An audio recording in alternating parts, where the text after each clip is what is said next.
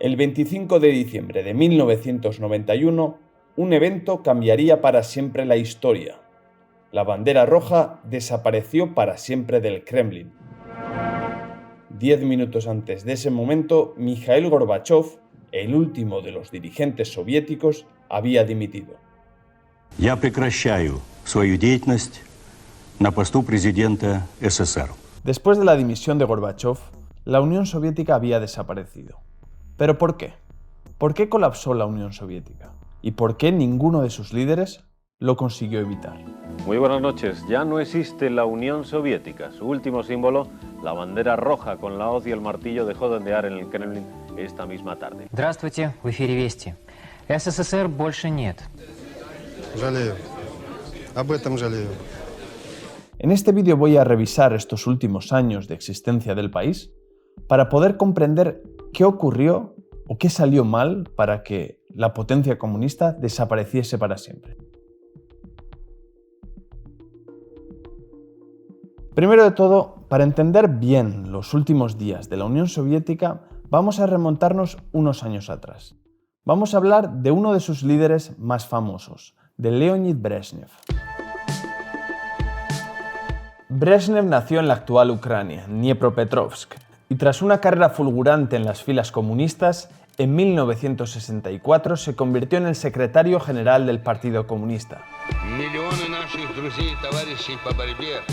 Brezhnev estuvo durante casi 20 años en el poder, y de hecho, durante sus primeros años fue un líder muy popular. La Unión Soviética crecía y los ciudadanos vivían cada vez mejor. Pero a mediados de los años 70, la economía soviética comenzó a ralentizarse poco a poco. Es el comienzo del periodo conocido como el estancamiento brezhneviano. Entre los años 50 y 60, la URSS creció más rápido que los Estados Unidos. Aunque la diferencia entre los dos países era grande, los soviéticos amenazaban con alcanzar a los estadounidenses. Pero a partir de los años 70, la diferencia en riqueza volvió a crecer. La URSS se estaba estancando. Las razones de esto no son sencillas de explicar. Hay razones estructurales y las hay coyunturales. Vamos a intentar explicarlo de una forma sencilla. En general, la economía soviética se basaba en un crecimiento extensivo, no tan intensivo. En otras palabras, para crecer había que movilizar grandes cantidades de recursos, materias primas, nuevas fábricas y, sobre todo, mucha mano de obra. Una vez que esos recursos se volvieron limitados, era imposible seguir creciendo al mismo ritmo, y la URSS se detuvo. La solución a este problema era conseguir un crecimiento más intensivo, mejorando la eficiencia en el uso de esos recursos. Pero esto no era fácil de conseguir, sobre todo para una economía como la soviética, una economía planificada o de comando. Principalmente crecer de forma intensiva requería aumentar la productividad. Básicamente. Por ejemplo, era necesario motivar a los trabajadores para que estos trabajasen más duro. Pero la capacidad que tenía el gobierno soviético, el sistema en general, para motivar a los trabajadores era limitada. Nunca lograron desarrollar estrategias eficaces y sobre todo duraderas para mantener a los trabajadores motivados. Pero el problema iba más allá de la motivación de los trabajadores. Como no existía un mercado como lo entendemos nosotros, las fábricas funcionaban con el único fin de cumplir los planes económicos. Ser rentable no era tan importante. Esto, entre otras cosas, hacía que muchos recursos no se utilizasen de la forma más eficiente o que el trabajo no se automatizase. Además de esto, la carrera militar contra los Estados Unidos y, sobre todo, la intervención militar en Afganistán complicaron mucho la situación económica del país. La corrupción en este sentido tampoco ayudó, por supuesto. En la época de Brezhnev, esta se desarrolló de una forma muy grande, se expandió muchísimo por todo el país. Uno de los casos más famosos fue el caso del algodón en Uzbekistán, donde los líderes de esa república falsificaron las cifras de producción de algodón y robaron así a Moscú 4.500 millones de rublos. Este caso, el del algodón uzbeco, generó un gran revuelo en la sociedad soviética del momento. Demostró de alguna forma que el sistema no funcionaba como debería, que las cifras oficiales de producción, por ejemplo, ocultaban una realidad política y económica muy diferente. Good evening, this is the CBS Evening News. Dan Rather reporting.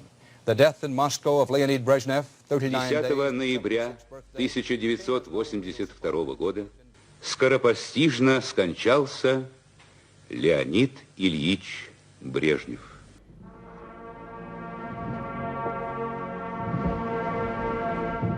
El 10 de noviembre de 1982, Leonid Brezhnev murió. Su muerte significó el fin de una era. A partir de su muerte, la necesidad de introducir reformas y dejar atrás así el estancamiento se volvió una prioridad de primer orden. Para esa misión, el partido eligió a Yuri Andropov, el que hasta ese momento había sido el director de la KGB. Probablemente era el único líder soviético que podía y sabía cómo reformar la Unión Soviética. Andropov era plenamente consciente de los problemas que tenía el país y los intentó solucionar.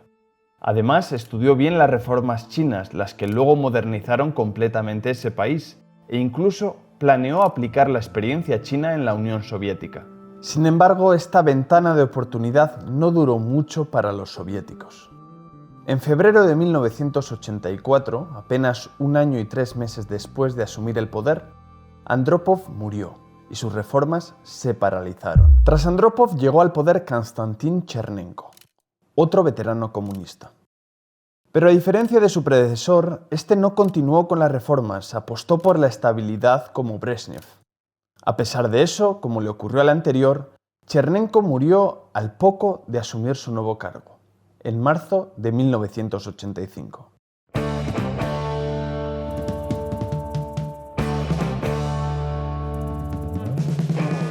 Хозяйство, сферу услуг и торговлю, с тем, чтобы изменить к лучшему все жизненные условия нашего народа.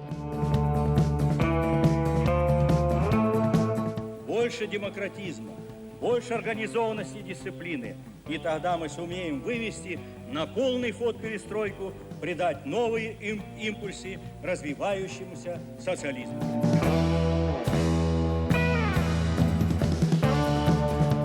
En este contexto llegamos al punto clave de nuestra historia.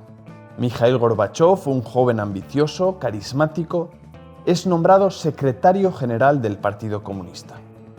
Aparentemente era justo lo que necesitaba el país, alguien que rejuveneciese completamente el sistema. Nada más asumir su nuevo cargo, Gorbachev demostró que su voluntad era convertirse en el definitivo reformador de la Unión Soviética. En su discurso inaugural, por ejemplo, habló de democratización y de glasnost, transparencia en ruso. Su ascenso generó mucho optimismo. Pero en la política, sus buenas intenciones siempre se enfrentaron a la dura realidad. Se podría decir que Gorbachev era un idealista, ciertamente con buenas intenciones, pero con pocas capacidades para llevarlas a cabo. Un buen ejemplo de eso fue su primera gran política, la campaña contra el alcoholismo. Con la ayuda del ala dura del partido, el nuevo líder intentó poner fin a uno de los grandes problemas de la sociedad soviética. Gorbachev decidió reducir drásticamente la producción de alcohol y limitar el acceso a él.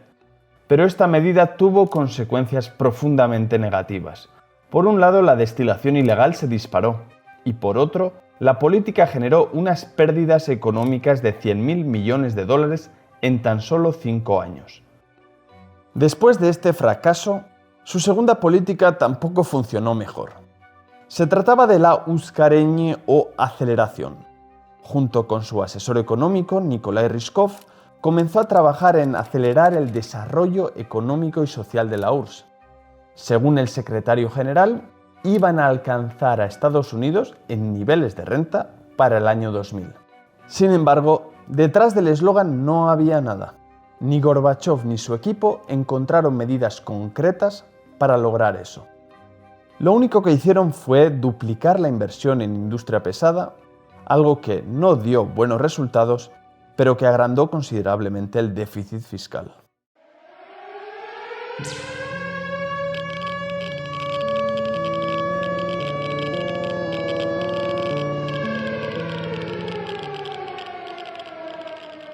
El famoso accidente nuclear de Chernóbil en abril de 1986, justo un año después de que Gorbachov asumiera el poder, fue algo que cambiaría el rumbo de todo. Aunque no es necesario describir los detalles del accidente, sus consecuencias sí que son determinantes. Por supuesto, el accidente no desencadenó el colapso, pero lo que sí cambió fue la mente de Mikhail Gorbachov. La respuesta lenta del sistema y, sobre todo, la incompetencia mostrada por cada una de las personas responsables convenció a Gorbachov de que la reforma tenía que ser radical. Es justo entonces cuando comienza de verdad la perestroika. Gorbachov y su equipo comenzaron a preparar una serie de reformas radicales, principalmente enfocadas en dos campos, la política y la economía. Además, quería que estas reformas fuesen inminentes, aplicarlas lo antes posible. Gorbachov tenía una nueva visión de lo que debía ser el socialismo soviético. Tenía que ser democrático y no tenía que basarse en la planificación. Pero el problema en este punto era doble. Por un lado, no sabía cómo sería esa democracia socialista y por otro, no sabía con qué sustituir a la economía planificada. Como el secretario general no dominaba la economía, delegó todas las reformas económicas a su asesor económico, Ryzhkov. Los dos juntos trabajaron en dos leyes importantísimas.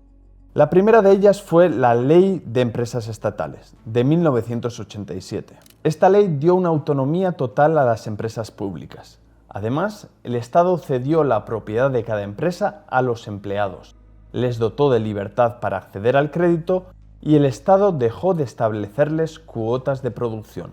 Esto significaba en la práctica que la economía planificada, tal y como existió hasta ese momento en la Unión Soviética, dejaba de existir. Las consecuencias inmediatas de esta ley fueron todavía peores que cualquiera de sus medidas anteriores.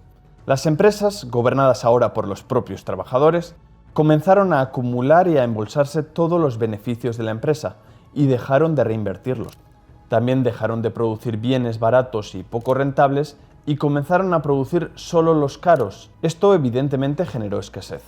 Estos primeros resultados pésimos no detuvieron las reformas. Un año después, Gorbachov aprobó un nuevo decreto, la Ley de Cooperativas. Esta permitía la formación de cooperativas privadas. Quería que el sector privado pudiese aumentar los niveles de producción y acabar así con la escasez que generó su ley anterior.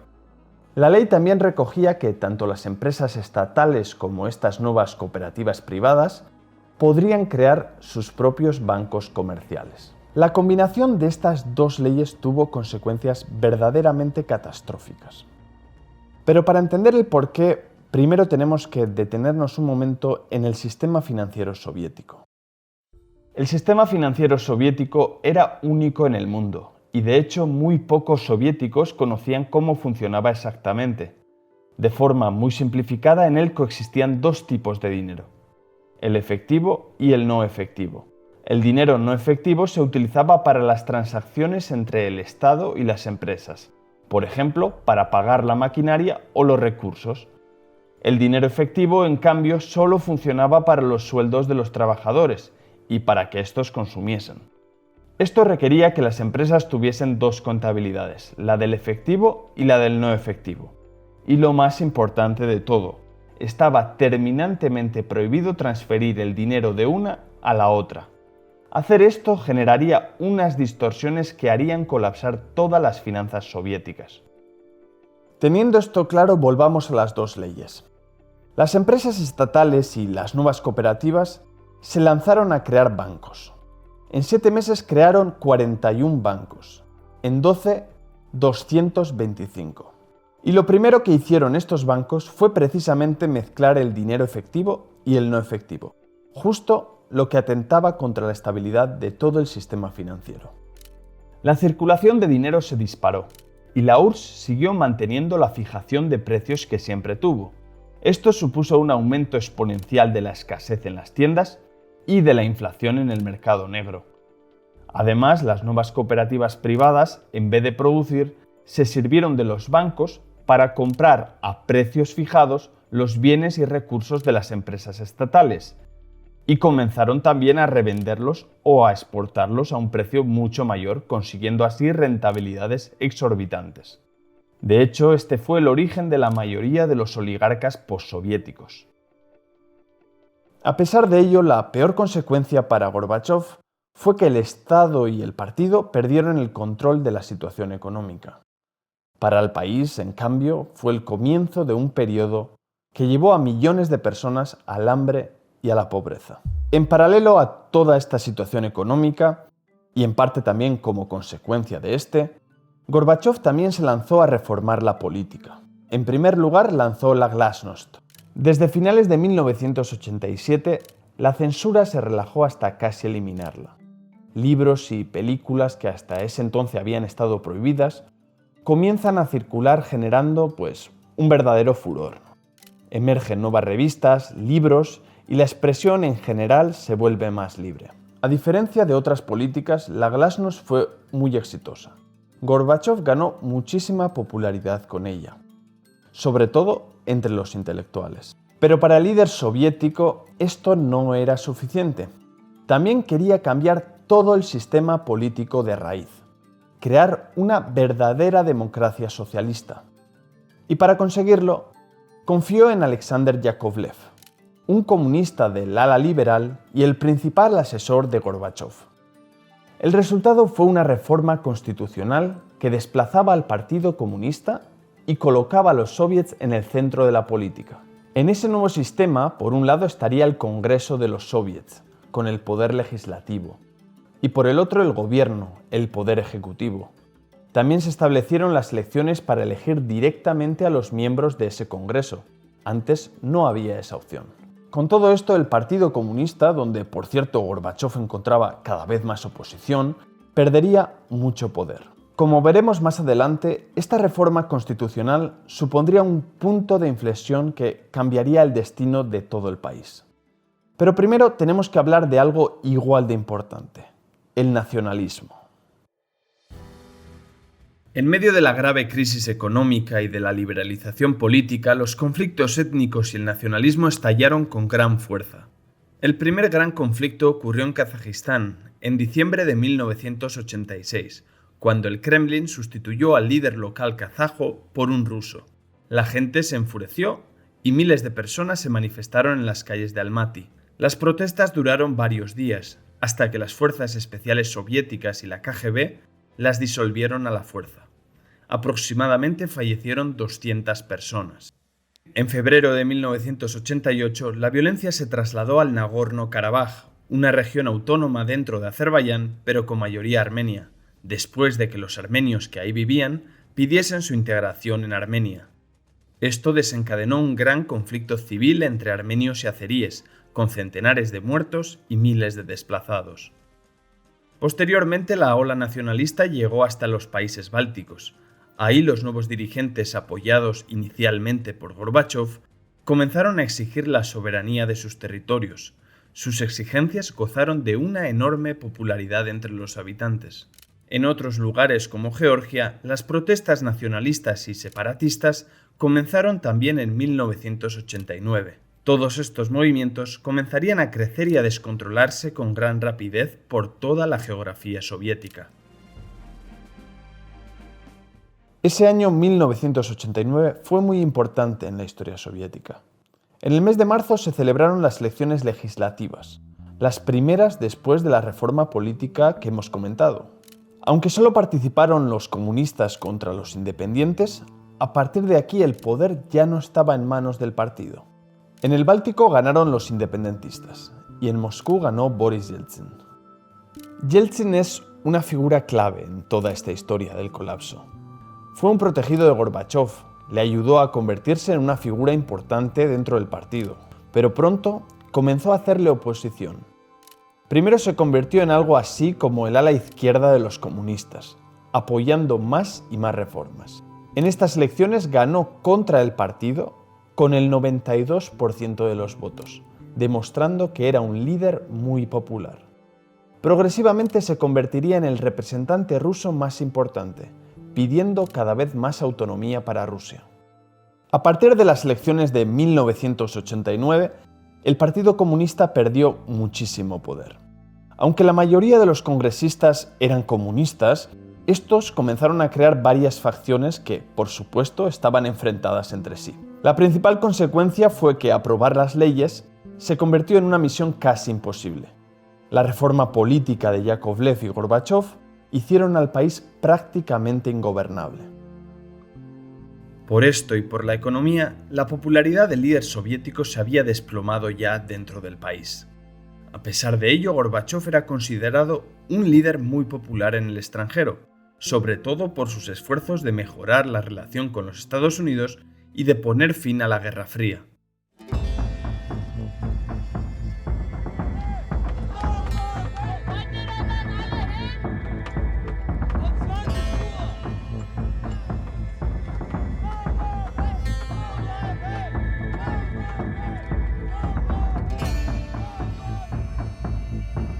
La debilidad de la URSS en 1989 pronto se contagió a toda Europa del Este. La KGB avisó al gobierno de que la situación era crítica, sin embargo Gorbachov no reaccionó. Como resultado de su inacción, en noviembre de 1989, el muro de Berlín cayó sin oposición, un hecho que quedaría como un símbolo del fin de la Guerra Fría. La caída del muro de Berlín no fue una causa del colapso soviético, sino más bien otra de las consecuencias de todo este proceso de descomposición. Lo que sí fue, desde luego, fue un punto de inflexión que mostraba que ese colapso podía ser inminente. Llegamos así a 1990. El muro ha caído, la economía es un desastre, de hecho la URSS ese año recibiría millones de dólares en ayuda humanitaria y el nacionalismo está fuera de control. Sin embargo, Gorbachov seguía convencido de que podía arreglar la situación. Para solucionar el bloqueo político que crearon sus reformas, permitió la creación de partidos políticos nuevos y creó el puesto de presidente de la URSS, por supuesto para él mismo. Para intentar calmar el nacionalismo, comienza a preparar dos propuestas. Una ley que permitirá a la República salir de la URSS cumpliendo ciertas condiciones y por otro comienza a negociar un nuevo Tratado de la Unión, una gran reforma que descentralizaría completamente el país. Todo esto aceleró todavía más el colapso. En marzo de 1990, Lituania se rebela y declara su independencia, lo que conllevó la intervención del ejército soviético. Pero ante la debilidad del líder soviético, el nacionalismo se había descontrolado no solo en Lituania, sino en todo el país. Por ejemplo, el nacionalismo ruso también comienza a tomar cada vez más fuerza. En junio, en Rusia, Yeltsin declaró la soberanía, lo que provocó el conocido como desfile de las soberanías. Todas las repúblicas e incluso algunas regiones autónomas comenzaron a declararse entidades soberanas una detrás de otra. Esto dejó a Gorbachov en una situación muy complicada.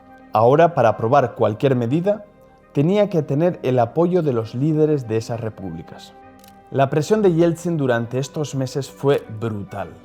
Se alió con Ucrania, comenzó a crear sus propias instituciones estatales y sobre todo se hacía cada vez más popular. Frente a esto, la última carta que le quedaba a Gorbachov era ceder en su nuevo Tratado de la Unión y ofrecer casi todo el poder a las repúblicas.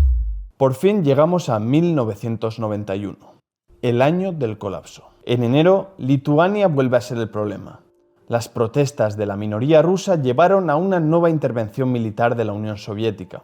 Esta vez el grupo Alfa de la KGB tomó puntos clave de la República. En las protestas hubo 14 muertos, lo que generó una nueva oleada nacionalista y el deterioro de la imagen de Gorbachov tanto dentro como fuera de la URSS. A pesar de esto, en el mes de marzo, apenas 9 meses antes del colapso, Gorbachov consiguió una gran victoria política. En la URSS se celebró el referéndum de su nuevo Tratado de la Unión. En este referéndum se preguntaba a los ciudadanos si consideraban o no necesario preservar la URSS con nuevas condiciones, como una federación renovada en la que cada república tuviese su soberanía. Aunque el referéndum no se celebró en los países bálticos, Moldavia, Georgia y Armenia, donde los nacionalistas ya habían alcanzado el poder, la victoria del sí fue aplastante. Pero a pesar de que el referéndum fue una victoria importante para Gorbachov, una vez más, no supo utilizar el poder que acababa de ganar. Yeltsin comenzó a liderar fuertes protestas en su contra, diciendo que la URSS explotaba a Rusia y pidiendo el control total de sus recursos. A pesar de que todavía tenía más poder que Yeltsin, Gorbachov se intimidó y volvió a ceder su poder a las repúblicas. Estos líderes, aprovechando la falta de autoridad que transmitía Gorbachov, comenzaron a actuar por su cuenta, por ejemplo estableciendo aduanas entre ellas o incluso proponiendo crear sus propias monedas. De esta forma, para lograr la firma de su Tratado de la Unión, Gorbachov propuso aumentar todavía más la descentralización, dejando a la URSS sin apenas poderes centrales. Finalmente, Yeltsin y otros líderes de las repúblicas aprobaron esta última oferta de Gorbachov y acordaron firmarla en el mes de agosto.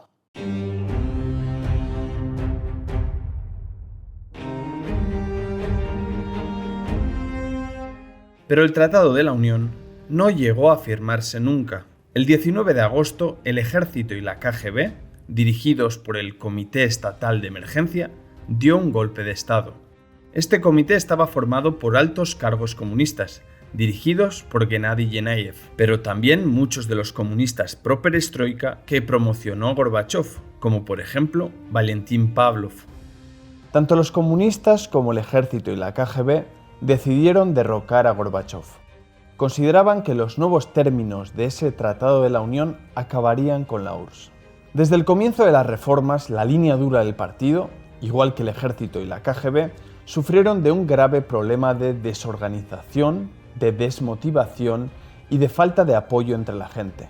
Esto les impidió organizar una oposición activa contra Mikhail Gorbachov y de hecho este golpe de Estado sería la única vez en la que lo pudieron hacer. Sin embargo, el 21 de agosto el golpe fracasó. Muchos de sus líderes habían abandonado antes y la falta de determinación de los restantes hizo que se rindiesen frente a unos manifestantes liderados una vez más por Boris Yeltsin.